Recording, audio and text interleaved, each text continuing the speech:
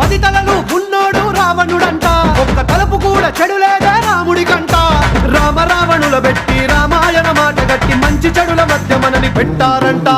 ధర్మాన్ని తప్పనోడు ధర్మరాజట, దయలేని వాడు యమ ధర్మరాజట.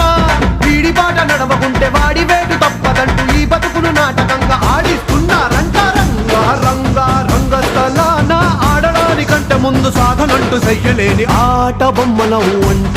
మనమంతా తోలు బొమ్మలవు అంట.